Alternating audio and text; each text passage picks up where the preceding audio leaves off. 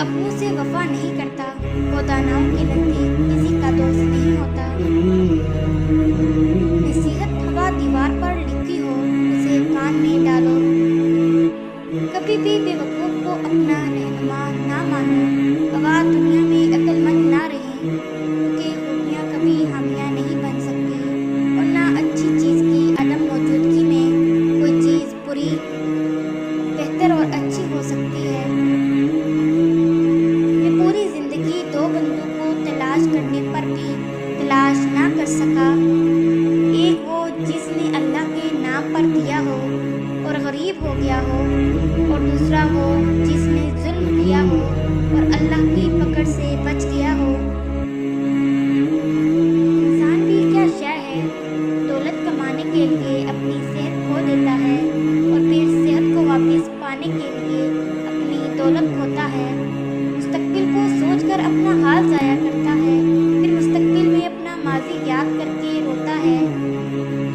जितना ऐसा है जैसे कभी मरना ही नहीं, और मरता ऐसे है जैसे कभी जिया ही नहीं। जो शख्स दूसरों के गम से बेगम है, आदमी कहलाने का मुस्तहिक नहीं। तौबा करना आसान है, लेकिन गुनाह छोड़ना मुश्किल। जो शख्स अपने हर काम को पसंद करता है, उसकी अकल में खलल आ जाता है।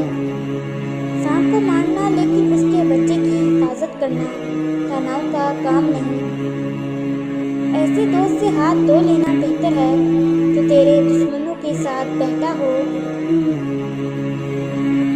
हर वो लड़का जो उस्ताद की सखी नहीं झेलता, उसे ज़माने की सख्तियाँ झेलना पड़ती हैं।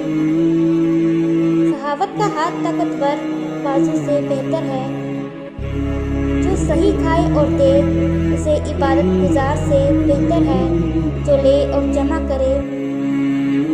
मुझे इस दुनिया से क्या लेना जिसके हलाल हिसाब और हराम में अजाब है।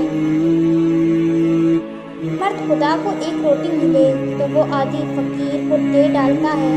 अगर हरीस को एक मालिक की बादशाही भी मिल जाए तो वो दूसरा पाने के ख्याल में रहता है।